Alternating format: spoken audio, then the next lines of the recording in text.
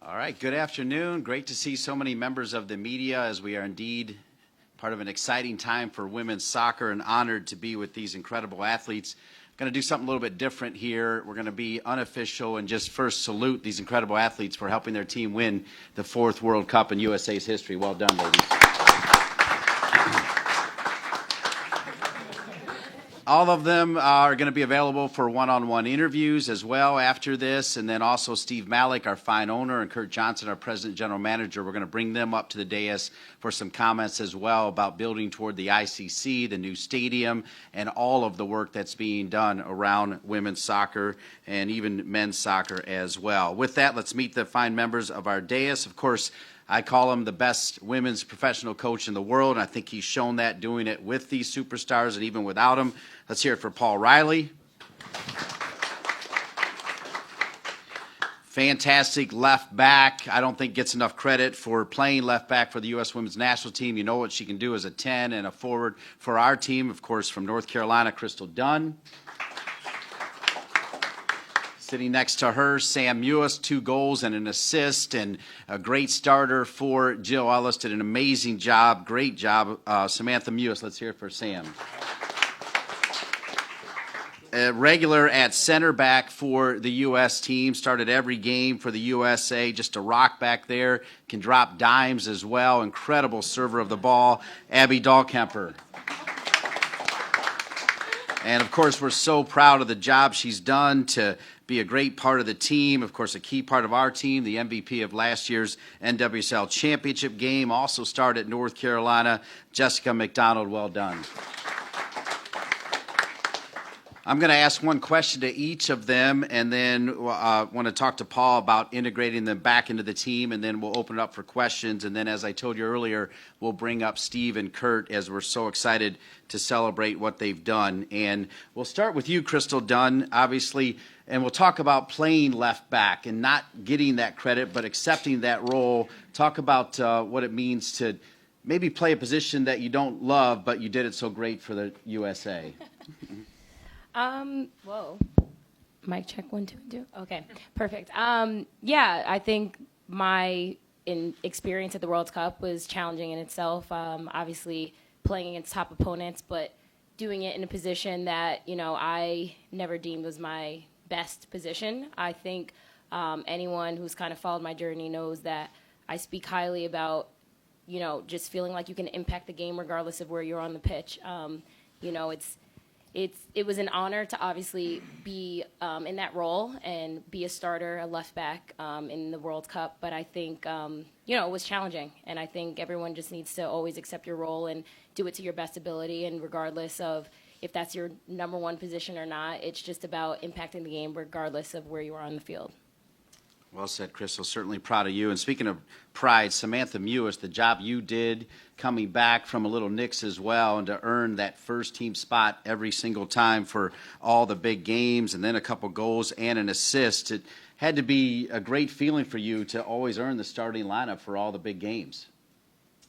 Yeah, I think we just all went into this knowing we were going to be expected to play whatever role was given to us, and I think that it was awesome that I got to start some games. I was really honored, and it's just such a competitive group that anytime you get playing time, it's a huge deal. So I was honored to get the opportunities that I did on such a talented roster.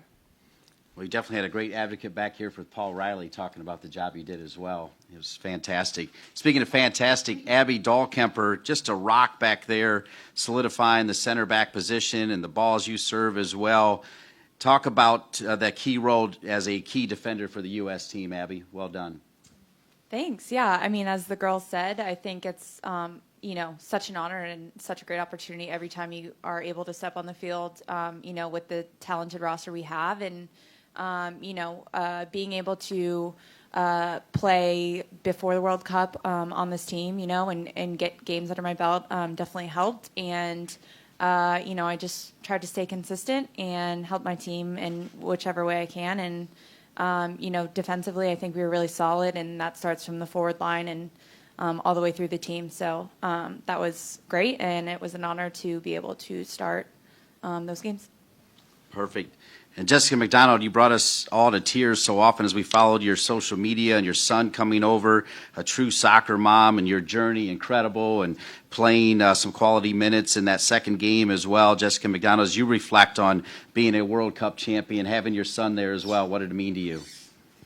It meant the world to me, of course, not only being able to represent the best team in the world, because it's obviously a dream come true, but to also represent my child, just a human being that obviously I take care of, that looks up to me day in and day out. And it's an honor to obviously represent the crest on my chest, but also just to see the happiness on his face and being able to experience this, because this is big. And I'm just happy at the end of the day. He's at an age right now, he's 7 years old, where he's going to remember this. And hopefully that moment, him holding that trophy, is something that's just going to inspire him with whatever it is that he wants to do in the future. J-Mac, thanks for letting all of us experience that with you as well via social media. Speaking of social media, I want to thank everybody watching us as well on nccourage.com, our great media stations. This is also being streamed on abc11.com, wrl.com, cbs17.com, and I believe also the YouTube channel for the North Carolina Courage. Delighted to be with each and every one of you. Always great spending time with Paul Riley. Paul actually guessed the score 2-0 5 days before the game against Holland as well, and broke down all of his players. Paul, first off, talk about what it means for the NWSL to have the USA win their 4th World Cup. Well, it's been amazing for the NWSL to be in the spotlight, for all these players to give us the spotlight. I think when you look through the world's best players, most of them obviously were at the World Cup, and it's every 4 years, and I think we have to do better than every 4 years. We have to do it every year. But when they come back to their clubs, obviously it's a big part of the club business too, to have them back in town and having people in the local area been able to watch them. But for the NWSL, it's been massive, I think, and I think you can see the difference in the ticket sales throughout the league.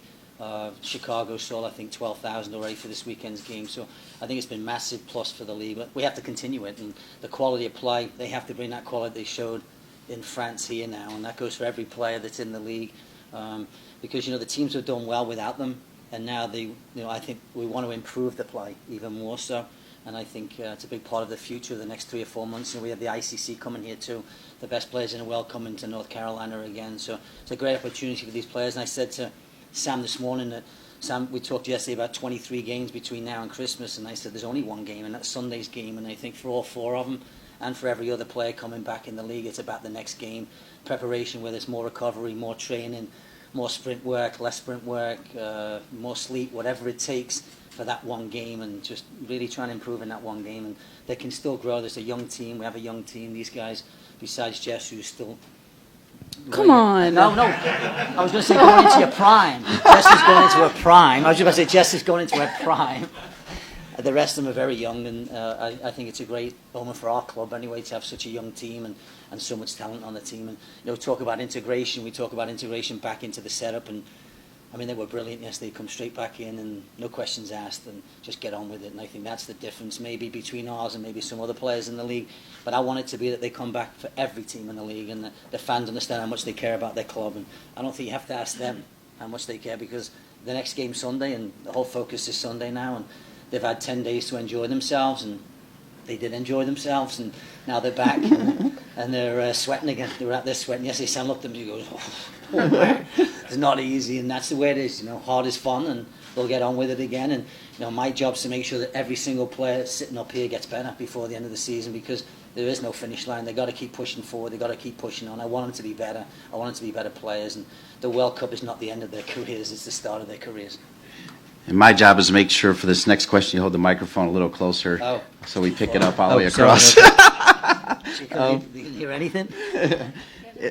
And with that, before we bring Steve Malik and Kurt Johnson up, one follow-up, and you showed it last year at the ICC, the work that you did with Steve and Kurt and Scott and your assistant coaches managing the fact that it was a World Cup year, and here you have your team sitting in first place. It's pretty phenomenal, Paul, and you did that at the ICC last year. It's part of what you got to do to have the success and stay in first place. Just talk about that.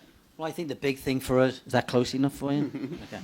Big thing for us, I think, was during the pre and the March and April, the preparation was to get these guys ready for the World Cup. So the environment had to be top level for these guys to be able to prepare themselves for the World Cup, which they did, which all the players in the group did. And now that they've come back, their job is to make sure that every player who's been playing is pushed to their limit and their environment, and not to come back and take things for granted, because the players that have been playing need still to get better, and they've got better through playing time. And so there needs to be pressure on those jobs from these guys, and there needs to be pressure on their jobs from those guys. And I think that's what makes a competitive environment. But the team, I thought if we were within 5-6 points when the World Cup finished, we'd be okay. At least we'd be in the running for it, and it's a little bit better. But I think it's a mixture of us doing okay in the last couple of games, and everybody else just, there's no points difference between anyone. We could be first or we could be sixth, and I don't really care about what position we're in.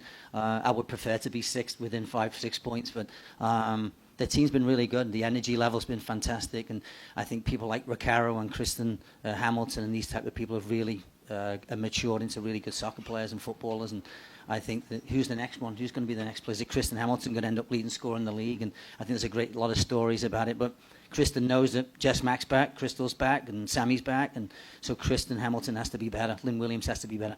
I saw Lynn Williams play this morning. She was outstanding this morning. Not that she's not usual, but I feel like there's a little extra kick in everybody's stride this week as everybody comes back in. So I hope that's a good omen.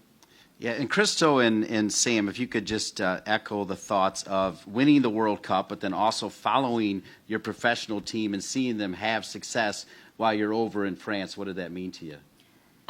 Yeah, we talked about it all the time when we were away. We were so proud of the team. I'm big on kind of talking smack to my national team teammates. So whenever we, had a great showing, got points, I was always, talking smack at breakfast the next morning. So I think it's a complete weight off our shoulders, I think, knowing that our team was in such great form and just doing so well. And players like Kristen Hamilton scoring bomb goals, like doing above and beyond stuff for the team is incredible. This is exactly what we wanted. We want our team to be informed so that when we get back, everybody could feel, good and have been in stride already before we all return. Sam, do you want to? Yeah, I think she covered it. Oh, Okay, perfect. I talk a lot.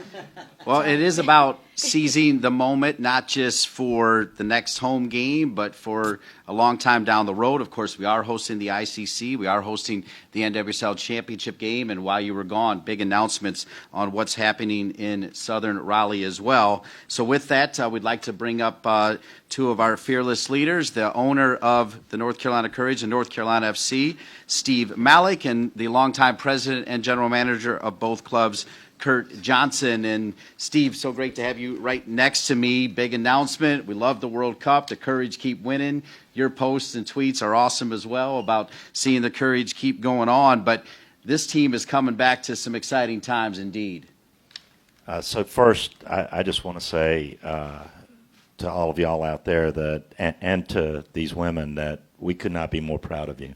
So thank you for representing us to the whole world, and you made us look great. I'm starting to get used to that, so thank you. Appreciate that.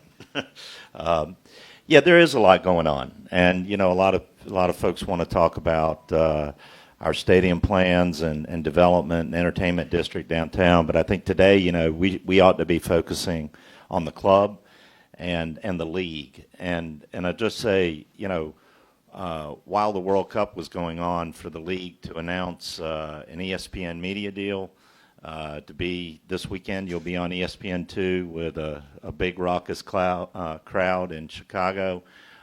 It's been a big lift for the league, and we're so happy that they did dominate yet again on that world stage, and we do have the best league in the world. For Budweiser, for instance, to be stepping up, and I couldn't be happier that not only did we get a strong, great brand as a national sponsor, but their whole attitude around being a supporter as opposed to being an advertiser speaks volumes, and I think there are lots of others that are coming and are interested in getting on board and supporting women's soccer, women's professional soccer, the NWSL, and none of that would have happened, frankly, if the whole country and world wouldn't have gotten lifted up by the performance that they just had and the whole team. So we're very thankful of that. One thing I will say about the stadium is as we pursue that Downtown South initiative, we think these women deserve the best facilities in the world, that we need to invest in them. We need to give them the opportunity to continue to grow. Paul mentioned how young 3 of them are and how we have a player in her prime. And we want to continue to give them every opportunity to get better. We cannot be complacent. The rest of the world is doing their best to catch us. And with us having the best club team, we need to provide them with the best facilities. We need to provide our fans with the opportunities to have entertainment around the game so that they can experience the full benefits of being a supporter. And so we're excited to have them back, excited for the league, and all of the energy that they have brought, not just on the field, but for the cause of equal pay and for investment in the women's game. So we thank them for making that happen. Great job, Steve Malik and Kurt Johnson. So much still going on tomorrow. Town Council, the governor is going to welcome the team on Friday. The ICC's coming. The NWSL Championship game will be right here. I understand tickets are going well for that as well. Exciting times right here, right now. Absolutely. You know, I think that first I want to relay, and I think they know this, but on behalf of all of our staff, I mean, we watched it, you know, on the edge of our seats, and we're bursting with pride, literally. Not only in how you played, but how you went about your business, and just the job that you did representing yourselves, your families, what you stand for, and us. So we thank you very much for that. Let's see. You know, I think the role of the front office in an organization like ours is to be ready to seize these big moments. And the work that many people have put in for decades in soccer in our community, for 7-8 years, some of us in the front office, and, you know, taken to another level with Steve coming on board and the Courage becoming a part of this organization. We have been planning, preparing to be ready for these types of moments. And from our Youth to Pro pipeline, our club mentality, hosting events, women's ICC, the NWSL final, this incredible project, this opportunity that we all have. These are the moments that we've been planning for. We have a light shown on our sport, on our club, by these incredible women. We want to fan those flames, and we want to take advantage of it precisely for the reason that Steve said, to build the best possible club, to provide incredible playing opportunities from the youngest of the recreational players all the way up to the world's best, host events, build a culture around it, and stand for the right things as a club. So exciting times. We take it very seriously what we're all doing here, and I can't wait for the weeks and months ahead. One more question for our superstars, then I hope you'll have your questions ready, and we'll have Abby Dahlkemper kind of be the lead on this. And Abby, you talk about this whirlwind, winning the World Cup, doing the ticker tape parade, everything that's associated with it, and you come back to a team that's in first place. You see this stadium and the announcement that the team made while you were in France as far as the future, a stadium that you could be playing in 4 or 5 years. What do you think it means to this club and to you? Yeah, I mean, like kind of everyone said, I think, you know, it's exciting times, and I think, you know, winning the World Cup obviously was so special and so, you know, such a cool experience. But, you know, coming back into this environment, this club, world-class, you know, front office, coaches, players, you know, it's excitement, I think, is the word that comes to mind. And, you know, seeing this project, and we kind of ran through, you know, the pictures and the ideas of what they had in the proposal is amazing. And, you know, we're really excited about the opportunity that could be. And, you know, I think that's so cool that, you know, soccer is kind of moving forward and getting this light shown on us and the club and the area. So just I think excitement. Well said. Okay, time to open up for questions. Reminding you that when we're done up here, we also will have everybody available for one-on-one interviews. We've got food and donuts back there as well. So look forward to you guys spending some time here. Questions? Raise your hand. We're ready for. Yes, go ahead. Andrea Blanker with ABC 11. This is for whoever wants to answer. So many young girls come here to watch you play every year. You're already role models to them. So what does it mean to come back from the international stage, back home to Cary? What do you hope that these girls see when they see you play on Sunday? Well, I'll take that. As a mom, I think it's something that's absolutely incredible because, like you said, we're huge role models for these girls. And when it comes to equality especially, we're here to kind of put our foot down on that. And obviously being a successful club, being a successful USA team in the World Cup, I mean, this is the start of something big, something historical. And this is something these little girls want to be a part of.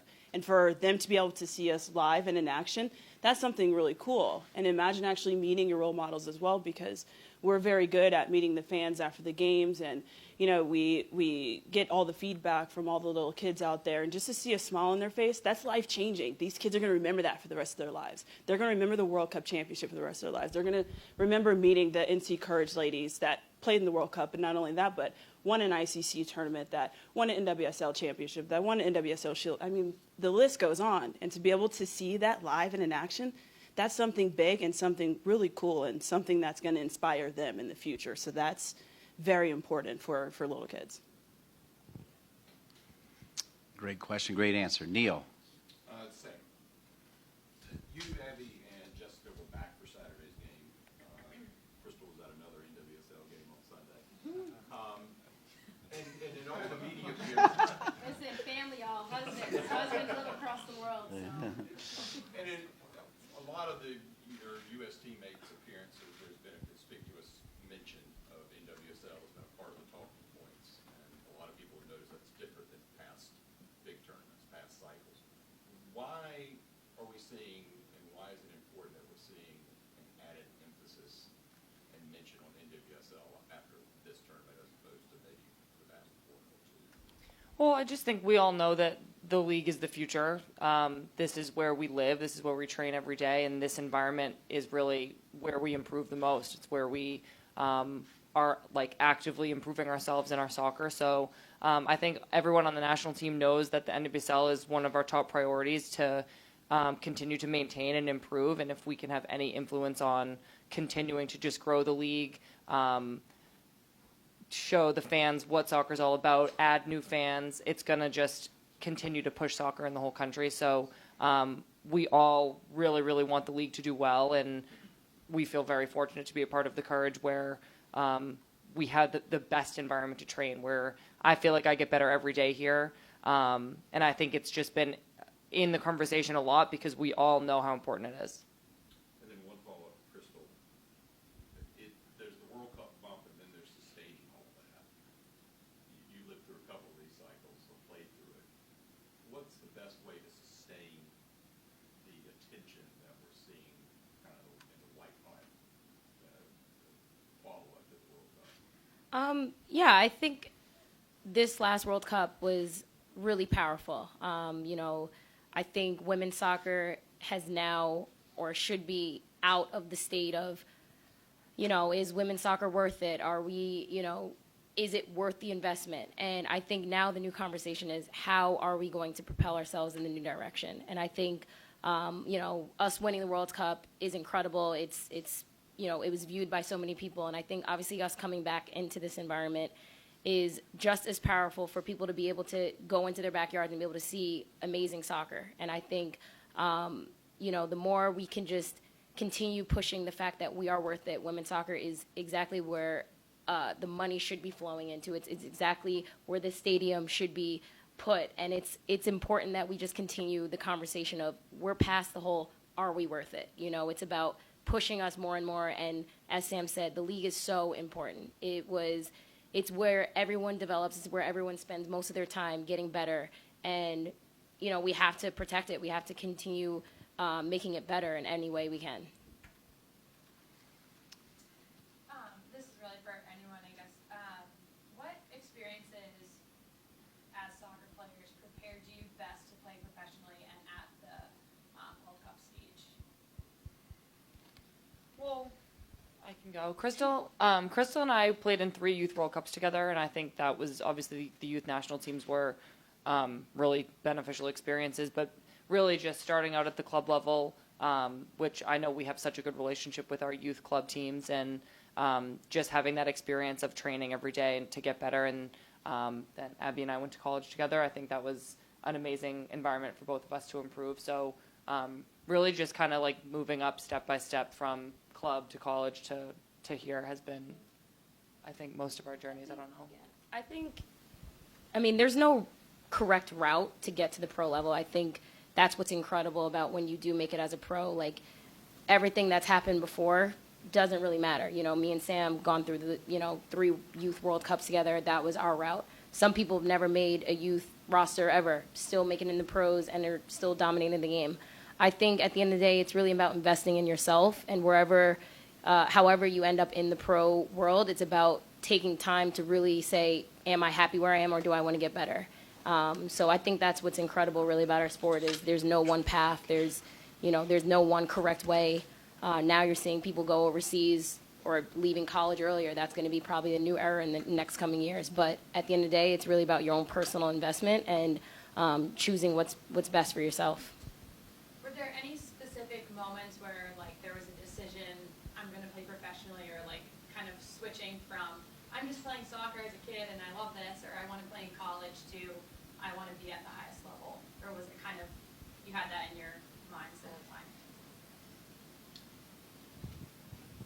I think, speaking for all 4 of us, I think we probably did have them in our minds, but I think, there is a point, I think, where you have to, really dedicate and sacrifice a lot in our lives, our personal lives, to try and make our goals, reality. And I think, every one of us sitting up here would say that hopefully our goal one day would be to play at the highest level, to represent our country at a world stage. So I think definitely a lot of sacrifice, and I think, time and effort and our social lives maybe got hindered a little bit, but yeah, exactly. So no, but I think, and it helps having these group of girls up here, and, we've been through so much, and we're so thankful for that. But, it also takes a lot of sacrifice and a lot of hard work, and, even the girls on the Courage too, we're playing in the best league in the world, and, they have to sacrifice so much too. So it helps having a group of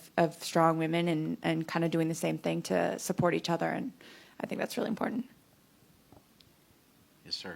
You guys touched on it, but I want to know what it was like. The U.S. had a huge target on their back that was maybe even magnified after that Thailand win. It was so dominant. So what was it kind of like at the last moment when you guys finally came to fruition and were able to hold the trophy up? I mean, what was that feeling like? Anyone? I mean, it's an indescribable feeling because obviously we took it one game at a time. It's like, okay, we beat Thailand, get that out of the way. We're focused on the next game. And so just going from January, where the rest of the world was kind of worried about the USA women's national team, to us, we were just worried about ourselves, our bubble, the process, and how we were going to peak at the right time into the World Cup, and all the hard work that we had put into to hoist that trophy up. It was almost a sense of relief, but also we were all just overwhelmed with joy, I guess you can say. And for not only for all of us to make the roster, which is a complete dream come true to represent your country in the World Cup, but to also raise that trophy, I mean, that's a one-of-a-kind feeling that it's kind of indescribable, to be honest. I mean, I don't think there's really any other way to really describe how amazing of a feeling it truly was at the end of the day. Jess, you were overlooked for a long time despite your great play in the NWSL. Do you feel like U.S. soccer is starting to look at the league as a place that they can pluck talent from rather than having an idea going in of who they want to be on the national team? Yeah, I think times have definitely changed from now in comparison to, let's say, the 99 team, I just say that they've given a lot of us chances to play at the World Cup. I mean, there's just a large list of different types of women with different types of strengths and weaknesses that they bring onto the field. And to get picked at the end of the day, I mean, it was pretty much a relief for me and almost shocking, to be honest, because I just didn't know what was going to happen, obviously, this summer for me. And I think it's just great to see how diverse the team is. I mean, you have just so many different personalities on and off the field, but to be able to create such a great dynasty and put all that together, I think it's just sort of a phenomenal thing to see and to obviously be a part of. Yeah, Crystal, you're a veteran of international play, Olympics, you mentioned World Cups. This was your first World Cup. What aspect most exceeded your expectations or surprised you the most once you were involved? Yeah, good question. I mean, yeah, it was quite interesting. You know, I have a bunch of caps with the national team. It was my first World Cup, playing a very strenuous position on the field. And I think for me, I just took it one game at a time. I think each game, to sum up the whole World Cup, provided many challenges. You know, the Thailand winning 13-0, then, you know, all the media about, you know, us celebrating, that kind of thing. And then Chile, obviously, having so much rotation, it was incredible that we were so deep going into the World Cup. Sweden, there's always the Sweden-USA kind of dilemma. And then, you know, knockout round start. And I think for me personally, I always felt like all I can do is put in max effort and, you know, play my role to my best ability. That's always what got me through. What made me feel most confident was knowing that, you know, I went into every game thinking I'm going to impact the game. I know I'm going to do something that is going to potentially help the team score a goal, assist a goal, things like that. And, you know, there was not really so many surprises, I would say. I always knew the World Cup was never going to be easy. So, you know, got in there and found out that it wasn't easy, you know. And, you know, so I think I was mentally prepared already, being in with the national team for 7 years now. I always felt like these girls have always prepared me to be at my best. And, you know, training with elite players, you're always going to become an elite player. So I, you know, no real surprises, I would tell you. I think just me putting my head down, digging deep, and trying to be at my best every game was challenging, but it was incredible, obviously, to be in the end lifting that trophy. Great questions, all of them. We'll take a couple more. Okay. Yes, sir. So you guys kind of know the schedule once you're, you know, before the championship, you guys are thinking about what the next few days are going to be like. Winning the cup, celebrating, traveling, New York, ESPYs, all that. So what was it like, and how did you maintain any sort of composure when you guys were making all those appearances and celebrating? It was obviously like a huge whirlwind. I don't think I maintained any composure in celebrating at all. But no, me neither. But it was incredible and like kind of a once in a lifetime thing. So you just really wanted to soak it all in and enjoy it. And it was funny. Like we got our hair and makeup done on the plane from New York to LA before the ESPYs, and like nobody could shower since the parade. So it was kind of like gross, and we really just had to like enjoy it, soak it all in, like I said, and just kind of like experience it together. And even though we were really tired, we kind of knew that it was gonna be worth it for all these memories we were gonna have. And so I mean, I think it was great, and we were all really excited to get back here to North Carolina because this is like where our routine is and where our team is. And just being back already, I feel so much better. I'm like sleeping well, so everything's so much better. So we're really happy to be back, but it was obviously a whirlwind and a ton of fun, but I'm glad that we're home. Ryan Keeper, CourageCountry.com. Can you all talk about the competitive advantage of coming back to your club and having a little bit more knowledge about some of these players, Sam Kerr, or your U.S. counterparts that are, you know, in Portland or other clubs?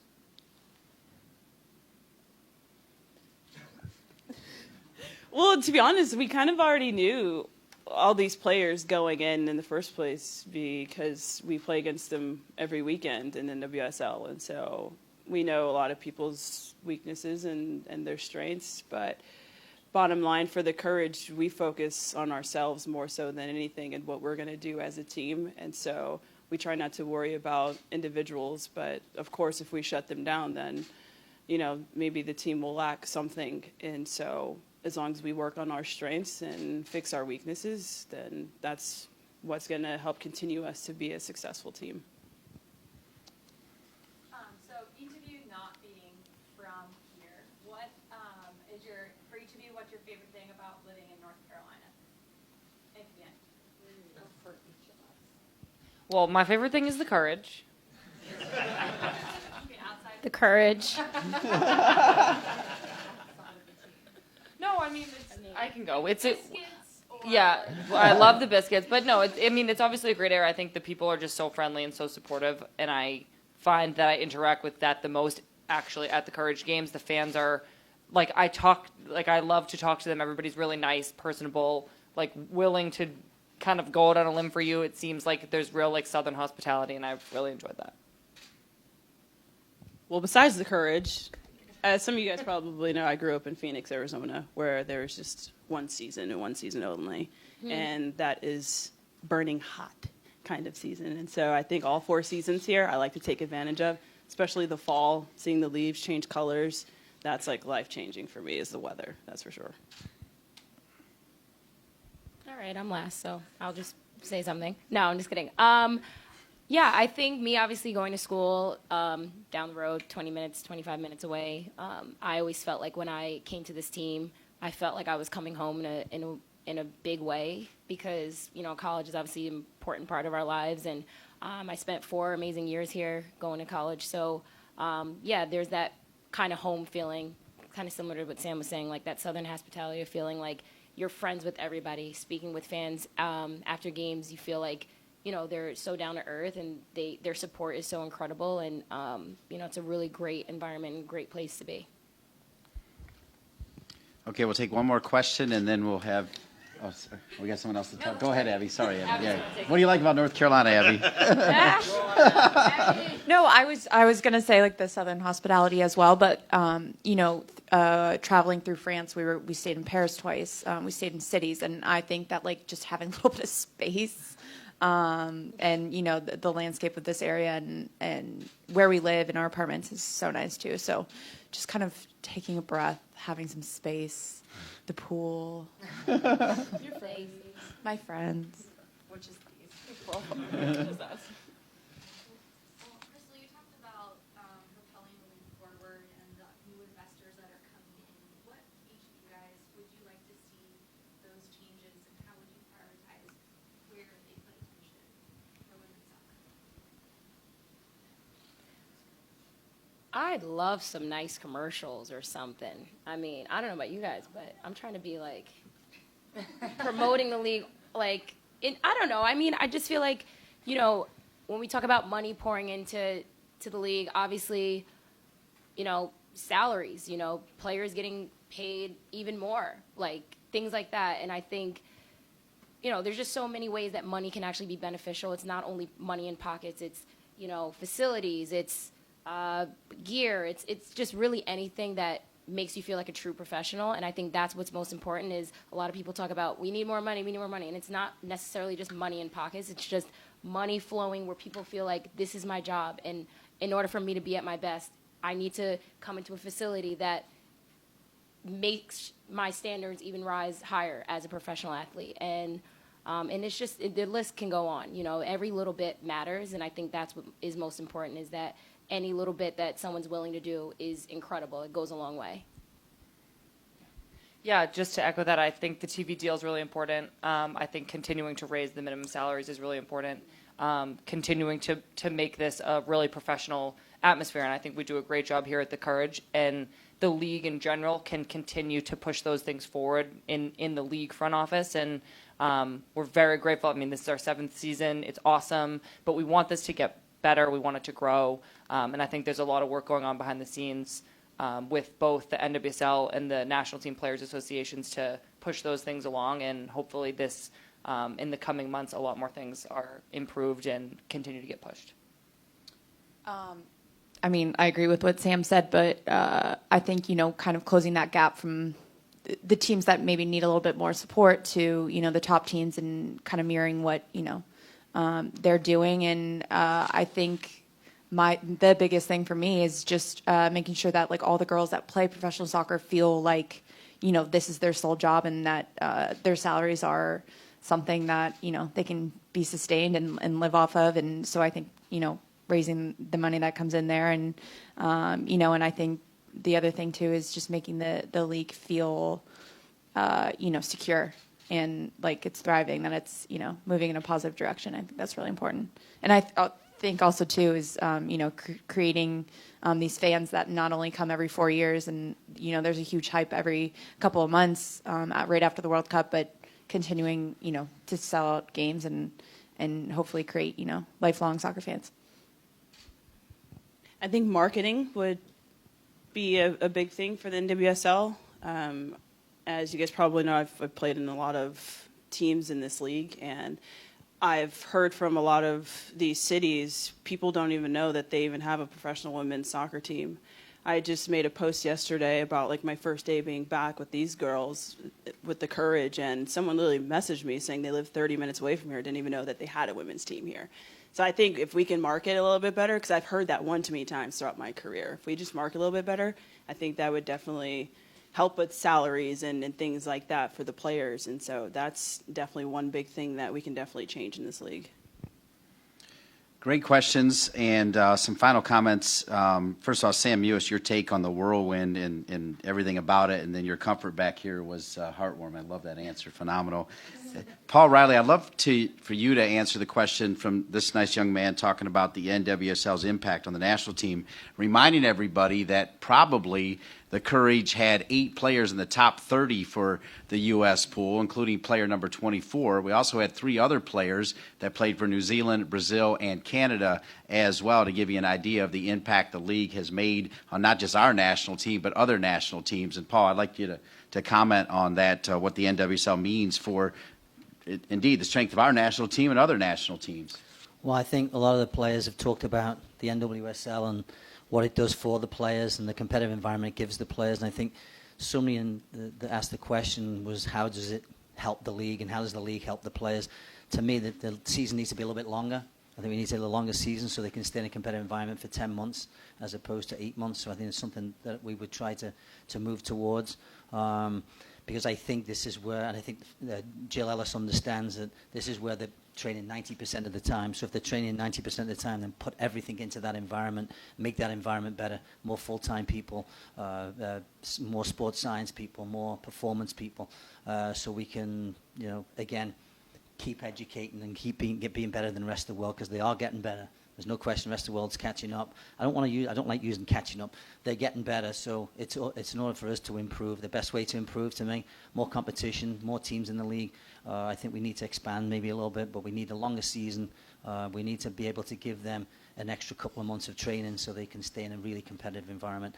The NWSL, talk about the best league in the world. For me, it's the most competitive league in the world. I want it to be the best league in the world, and that takes everybody, all the clubs, to be able to push on. Not just 2 or 3 clubs. We can't afford to be carrying 2 or 3 clubs. It needs everybody on board, and everyone in the league needs to help everybody. And I want to see the parity of the league continue, because it's no good for anybody. I tell them all the time that every game's really important in this league, and there's hard games. When you play Sky Blue, it's a hard game, and I want that to continue. I don't want that not to continue. I think it's important for these guys. It's improvement for their competitiveness to be able to improve. And I don't know if I answered the question, but that's what I think. Kurt, real quick, as you reflect on the answers from our superstars and Paul and even Steve and the well-informed questions of our media, what's your takeaway here on another great day? Well, I'm thankful for the position we're in, and I'm also feel the urgency for it to be better, in all the different ways that were articulated here. We can't rest. We're not there, They won an incredible trophy, but we have to create and continue to be leaders. We've been leaders in Title IX in this community, UNC, NC State, Duke, et cetera, with their women's programs. We've been leaders when we initially built this almost 2 decades ago, this facility. Been leaders in youth soccer, youth tournaments, college recruiting, opportunities, showcasing talent. The list goes on and on. But the entire country has moved forward. They're building, incredible state-of-the-art, world-class facilities for their male and female players. And for us to continue to have a top women's team, to create an environment where they want to be here and can thrive here, the best of the best, we've got to continue to move this forward. Otherwise, if you're not moving it forward, you're falling behind. And I think we can continue to be leaders for multiple decades. It has been so important for this community. The championships that UNC has won, the programs that NC State and Duke have had, the women that have come through those programs. We've got more to do to stay at that level and to provide a great environment for these women and men. And Steve, final comments from you as you reflect on the fact you said you were going to bring a winner here. They won everything last year, going to try to do it again this year, and of course these fine members that won the 4th World Cup for our country. That little love pat from Paul Riley told you everything you needed to know right there. No, I'll just say that my feelings, having heard your questions and their answers, are I'm more inspired to serve them.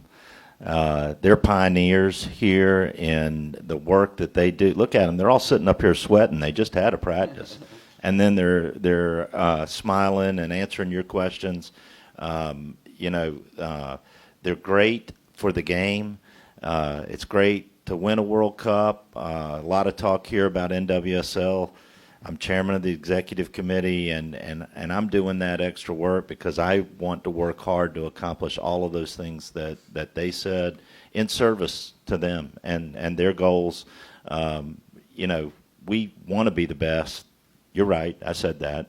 And I think, what you hear from all of us up here is we're willing to work for that. And we want to earn it. It tastes so much better when you've earned it.